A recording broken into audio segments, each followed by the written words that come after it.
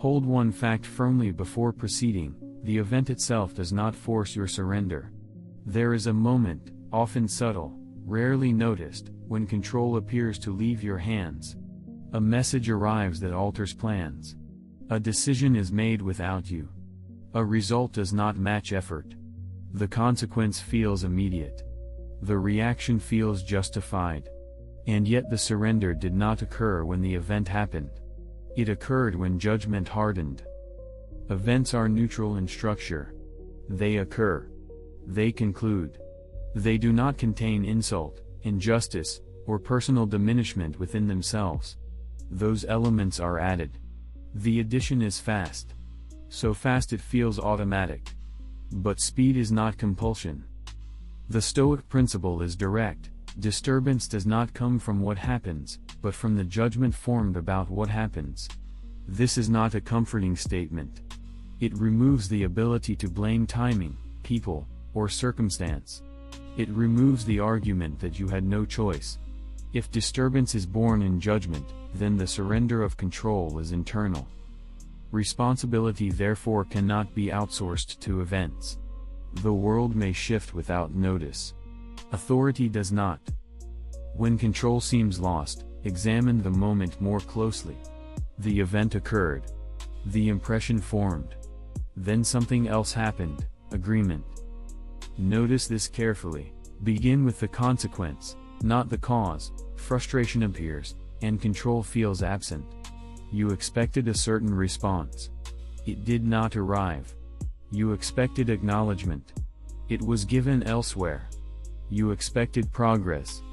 The result stalled. The consequence is agitation, tightening, internal protest. In that state, it feels obvious that something external has removed your authority. That is the first error. The event has already concluded. It exists in fact. What follows is interpretation. The mind does not remain with the bare occurrence. It constructs implication. This means I am overlooked. This means the effort was wasted. This means I am not respected. The consequence intensifies not because the event grows larger, but because interpretation accumulates. This is the moment of surrender. It does not happen when the message is read. It does not happen when the decision is announced. It happens when the impression, the initial appearance of the event, is treated as a verdict. The mind moves from observation to conclusion without inspection. That movement feels seamless. But it contains a boundary crossing. Consider a meeting where your suggestion is dismissed without discussion. The dismissal is the event. It is brief. It is audible. It ends. The impression follows: I am being ignored. That impression is immediate. But it is not yet binding. The surrender occurs when you agree that the dismissal proves your irrelevance. At that instant, authority shifts outward. You begin to act in response to a narrative you authored but did not examine. Or consider waiting for a response that does not come. Hours pass. Then a day. The event is silence. Silence contains no insult in itself. It is absence of reply. The mind adds structure: I do not value my time. Once that interpretation is accepted as fact, reaction follows: resentment, withdrawal, defensive posture. The event remains unchanged. The disturbance grows from consent. In both cases, the consequence, frustration, irritation, withdrawal, appears first in awareness. It feels caused by what happened. But the mechanism runs differently. Event, impression, interpretation, agreement, reaction. Agreement is the surrender point. The impression is not optional. It arrives. A sound is heard. A message is seen. A tone is registered. But assent, the mental signature that confirms, yes, this is what it means, is not forced. It is granted. Most surrender control not because events overpower them, but because they do not distinguish between appearance and judgment. They collapse the two. What appears is treated as what is. What is assumed is treated as fact. This confusion produces the feeling of external domination. Yet the authority that was supposedly taken was transferred voluntarily, through unexamined assent. Control is not lost through outcome. It is relinquished through interpretation. That distinction is structural. Without it, discipline has no foundation. The consequence has been exposed. The mechanism remains to be examined. Do not rush past this point. The interval between impression and agreement is brief, but it exists. An impression is immediate. It is the first appearance of something to the mind. A tone sounds sharp. A message seems dismissive. A result appears unfavorable. This first contact is not chosen. It arises. The Stoic analysis does not deny this. It does not ask you to prevent impressions. It asks you to examine what follows. After the impression, there is evaluation. Evaluation is often silent. It rarely announces itself as judgment. It disguises itself as recognition. This is disrespect. This is failure. This is unfair. The language feels factual. It feels descriptive. But it is interpretive. The interval lies here. It is the space between noticing and concluding. Between appearance and endorsement. In that space, control remains intact. Outside that space, reaction accelerates. Consider receiving direct criticism in a public setting. The words are spoken. They enter awareness. That is the impression. Immediately, the mind may move toward conclusion, I am incompetent. The body may tense. The reaction begins forming. But if attention remains steady, something else becomes visible. The criticism is content. The conclusion about identity is addition. The two are not identical. Agreement is the moment the addition is accepted as truth. Without agreement, the criticism remains an event. With agreement, it becomes a definition. Or consider an unexpected delay that disrupts your schedule. The delay occurs. That is fact. The impression may register inconvenience. But when the thought appears, this ruins the entire day. The mind has extended the event beyond its boundary. If you sign that extension as accurate, agitation follows. If you pause, the extension is exposed as projection. The interval is small but decisive. Most people report that reactions feel automatic. That feeling comes from speed, not necessity. The mind has practiced immediate assent for years. It has trained itself to equate impression with truth. This conditioning explains the swiftness, but it does not remove responsibility. Assent is an act, even when unnoticed. It is not loud. It is not ceremonial. It is often a silent internal nod. But that nod determines whether the impression governs you or remains under examination. When you agree too quickly, you surrender authority to interpretation. When you withhold agreement briefly, you retain authority over response. This is not emotional suppression. It is structural discipline. The impression may carry sensation. That sensation can remain. What changes is the verdict attached to it. Between what happens and what you do, there is an evaluative step. If that step is unconscious, surrender is habitual. If that step is examined, control stabilizes.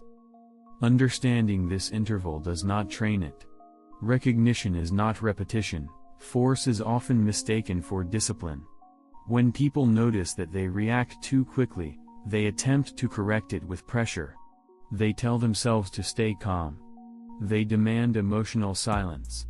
They attempt to overpower the reaction through intensity. This approach fails because it addresses the symptom after assent has already occurred. Training must begin earlier. Discipline, in the Stoic sense, is not suppression. It is repetition of correct placement. The goal is not to eliminate impressions.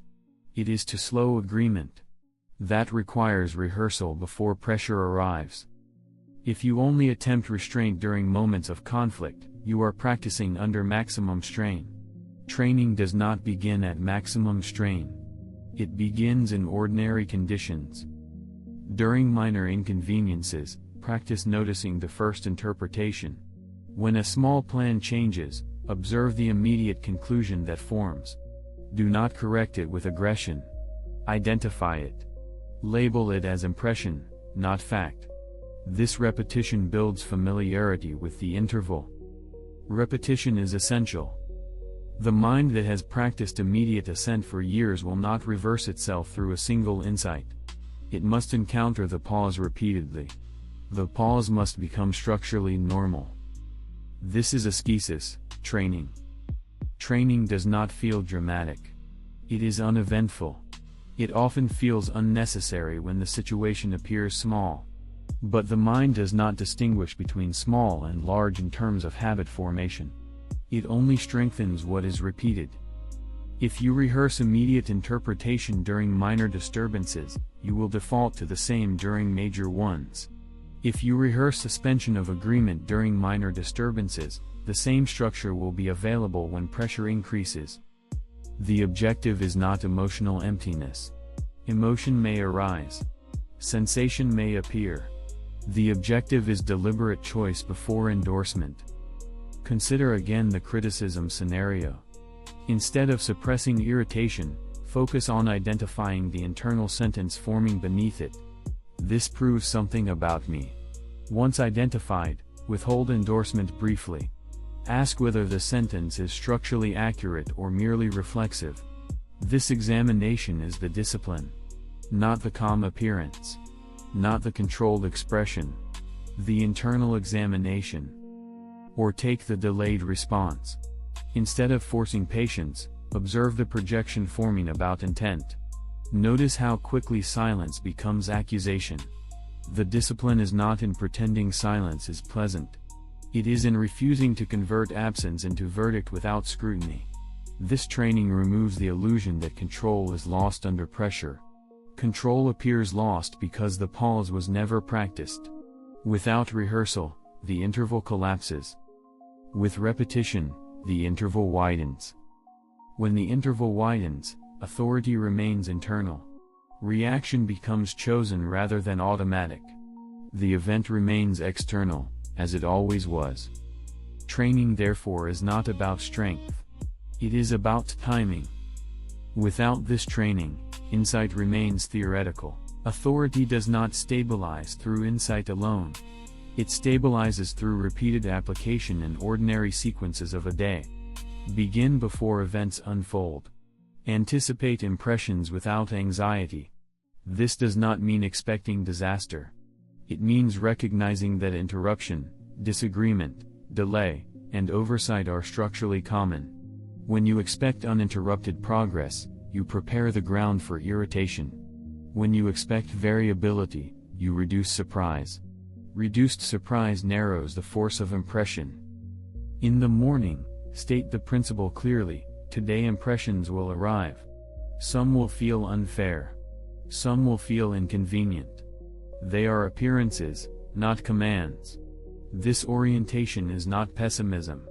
It is structural realism. During the day, practice a single breath before assent. One breath is sufficient. When a message seems dismissive, inhale once without adding interpretation. When a request feels unreasonable, pause one breath before responding internally. The breath is not mystical. It interrupts momentum. It prevents the mind from sliding immediately into endorsement. In that breath, you separate sensation from verdict. If the verdict still appears accurate after examination, then agreement is deliberate. If it weakens under scrutiny, reaction dissolves without force. At the end of the day, review without accusation or praise. Examine one or two instances where reaction occurred quickly. Identify the sentence that was silently accepted. This is disrespect. This always happens. They should know better. Write or articulate it plainly. Then question whether the sentence was fact or extension. The review is diagnostic, not emotional. Guilt is another unexamined judgment. It is the conclusion that error defines identity. That is the same structural mistake examined earlier. The purpose of review is correction of pattern, not self-condemnation. 3 practices, repeated. Anticipate impressions realistically. Pause before agreement. Review without dramatization. Over time, these practices stabilize the interval between appearance and assent. The mind begins to expect the pause. Reaction slows without suppression. The surrender point becomes visible before it is crossed. Life does not become smoother. Interruptions remain. Criticism remains. Silence remains. What changes is where authority is held during those events. Consistency produces structural steadiness. Freedom is often defined as the removal of obstacles. That definition is external. It assumes that conditions must improve before authority can return. This assumption guarantees instability. Freedom, in the Stoic structure, is the maintenance of correct judgment regardless of condition. Events do not soften because you understand this principle. People do not become more measured. Outcomes do not align more consistently with preference. What changes is where the final decision is made. When you recognize that impression is not command, you retain authorship over response. That authorship is freedom. Freedom is not comfort. Comfort depends on circumstance. Circumstance shifts without consultation. If your stability depends on smooth conditions, it will collapse under variation. But if stability depends on disciplined assent, it remains intact even when outcomes diverge from intention. Consider again criticism. If agreement is automatic, your internal state is governed by external opinion. If agreement is examined, opinion remains external. It may contain useful information. It may contain error. But it does not define you without consent. That is freedom. Or consider delay. If silence is interpreted as disregard without inspection, resentment governs your posture. If silence is treated as an event requiring evaluation, authority remains with you. You may follow up. You may wait. You may adjust expectation. The choice is deliberate. Life does not become easier under this structure. It becomes clearer. Clarity removes the illusion that surrender was unavoidable. It reveals that surrender occurred at a precise point, unexamined assent. Freedom therefore is not achieved once. It is maintained. Each impression presents a potential transfer of authority. Each pause reclaims it. Maintenance requires attention, not intensity. No dramatic transformation is required. Only consistent placement of judgment. Nothing outside you must change for this to begin. The event will occur as it will. The impression will arise as it does. The question remains whether endorsement follows automatically or deliberately. The principle is complete. Let the final point be stated without expansion. Control is never taken at the event. It is yielded at agreement. An event occurs. An impression forms. In that sequence, nothing has yet been surrendered. Surrender happens when interpretation is accepted without inspection. That acceptance feels natural because it is practiced. It is not inevitable. Responsibility cannot be delegated to circumstance. Delay does not remove authority. Criticism does not confiscate judgment. Silence does not define status. Each of these becomes destabilizing only when endorsed as verdict. The discipline described here does not promise ease. It does not prevent inconvenience. It does not shield you from error.